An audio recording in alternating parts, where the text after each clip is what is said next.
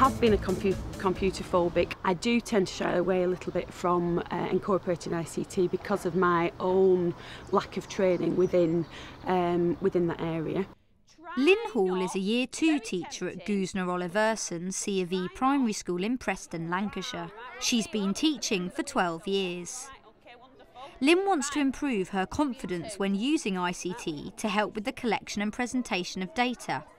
So we've challenged her to find out as much as she can about using ICT to help with data handling and to integrate her newfound knowledge into a lesson with her pupils. Lynn is being supported fully by her head teacher. All teachers have got to be open to professional development. This world is changing so quickly that the children that we're educating today, we don't know the world that they're going into tomorrow. The children are so far and beyond where we're at, and that does make experienced staff who aren't used to using ICT and haven't grown up with it quite frightened of it. So where you would use ICT in the best possible place, data handling is ideal for it. But if you're frightened of it, you're going to go to pencil and paper, you're going to go to your methods that work for you, which is what Lynn would do. She'd veer away from it, or she'd say, oh, can somebody else do that for me? Following Lynn's progress through the challenge, you'll find out, among other things, how data loggers can be used to collect data, how simple spreadsheet and charting software can help focus learning, and about the benefits of working on shared documents. If you want to give it a go yourself, there's a range of useful support materials on the page for this programme on the Teachers TV website, including short how-to videos and case studies from other key stages and subjects. To start with, we're taking Lynn to Ash Cartwright and Kelsey C.V. Primary School in Kent to meet Chris Thomas, who is already using data handling technology with his class. I'm here today to actually prove to myself and to school that I can actually undertake something on my own without somebody from school actually having to show me how to do it and spend hours sitting at a computer until I actually get it. So to come somewhere else with fresh ideas, I'm really looking forward to the challenge of it. I'm hoping today that I've broadened my horizons in every aspect really of data handling and learn lots of new ideas and techniques to take back and not only share with my own class but hopefully throughout the school as well. Thank you. Chris takes Lynn to meet his class who are doing a science project on insulators where Lynn can see data handling technology in action.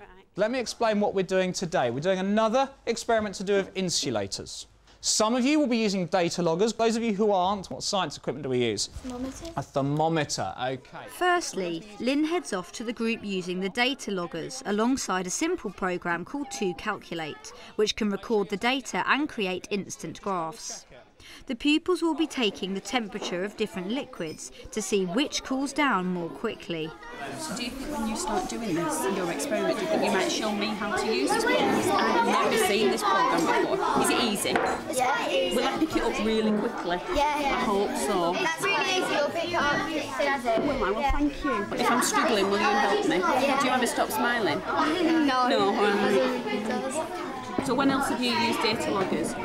We sometimes use science and sometimes maths. Some of the things data loggers can measure are sound levels, light and temperature, and this data is displayed on a screen. If you're watching this on the Teachers TV website, look below for a short video on how to use a data logger. Data can be fed automatically into the computer, but today the pupils are inputting it manually. Chris's teaching assistant, Mrs. Thomas, has been involved with the class's data handling techniques all year. We use this programme a lot because it's simpler.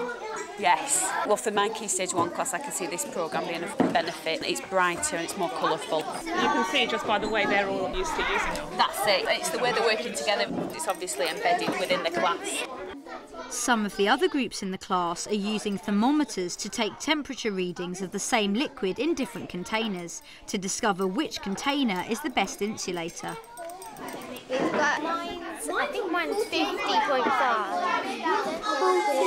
46, I think. The groups with thermometers are using Google Docs, a free online resource where you can create, save and share spreadsheets and other documents.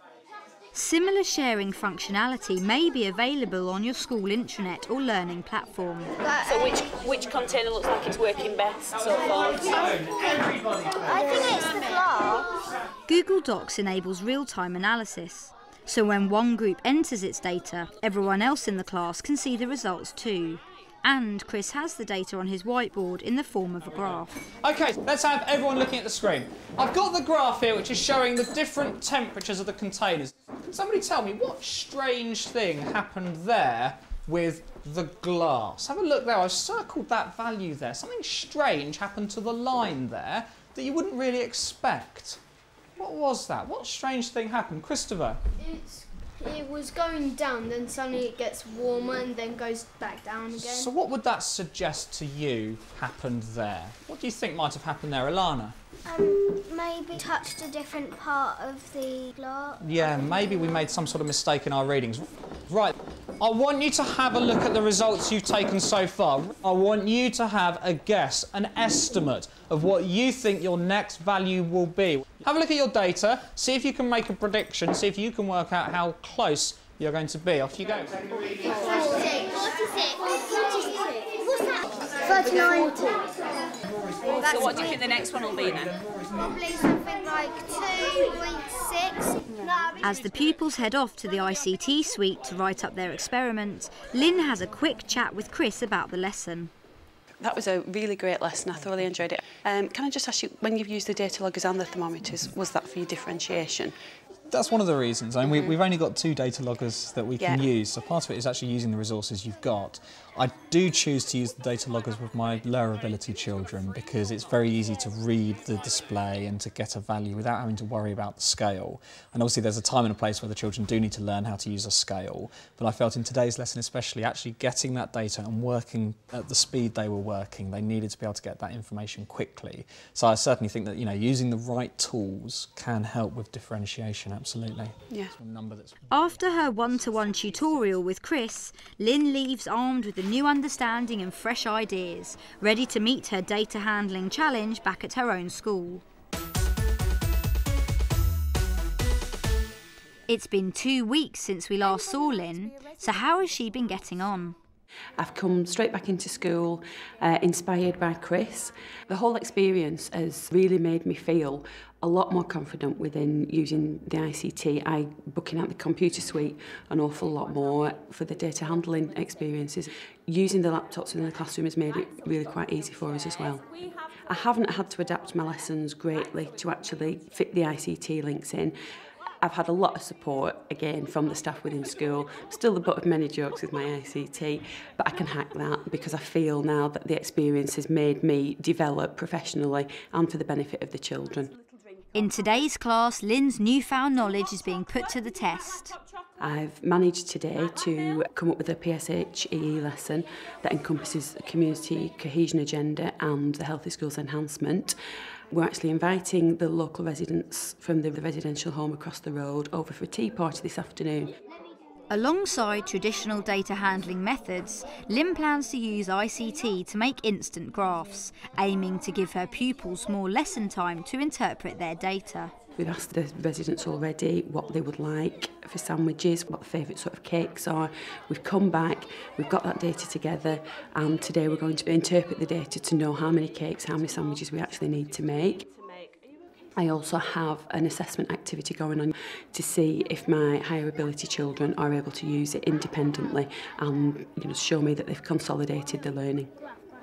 We're also going to be going across to the residents' home and asking them what they would like to drink, starting off with the tally charts, bringing that work back into school, and the children are going to put it into context. If you're watching this on the Teachers TV website and would like to see Lynn's lesson plan, look below. Tea, coffee, water or orange. Well, I like that. I've ordered it. I like tea and I like them all. So what would you like coffee? I like tea best, I think. Thank you. Out of tea, coffee, straight away. Tea, coffee, water or orange. Tea, please. All right, tea. Armed with their data, the pupils are heading back to school to transfer their results to the computer. Have you all got your data from Bushel's house? Yes. Are you sure? You got your tally chart? Yes. What you're going to do now, you're going to input that data into the computer and see if you can make a graph? Water, 2. With the programme Lynn is using, once the data has been entered, a graph can be created at the click of a button, which the pupils can then label and analyse. Right, when we're labelling, what were those lines on a graph? What are they called? The Axes. Well done, we have to label them now, don't we? So down this side, that's the number of residents that want that drink, isn't it? So we have to write number in there. How many teas do we need? 1. Wait, no, 8. Teas. We need 8 teas, don't we? How many coffees do we need? 1. 1 coffee. What about water? 1 still and 1 fizzy. Okay, what about orange juice? 4. We need 4 orange juice, don't we? Did you enjoy doing the graph? Yeah. Yes. Would you have rather done it on the computer, or would you have rather have done it on pen and paper, with pencil and paper like we've done before? Can you tell me why? Because when you click on that, the graph would only come up. You wouldn't have to draw it. You wouldn't have to draw it, right? So I think this is a quicker way, isn't it? Yeah. Yes. Next, Lynn checks on the progress of her group, which is working independently with the data handling technology. Right, you need to delete these 2 at the top. Click and drag back up to that side. Excellent. All right. Wonderful. Well done, you 2. So now it's time for the pupils to use the data they've collected to prepare and serve the food and drinks to the residents.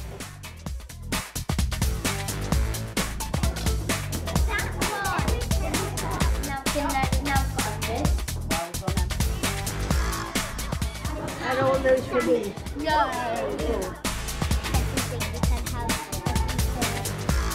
I've enjoyed using the computers because it's faster and it's easy to label the axes.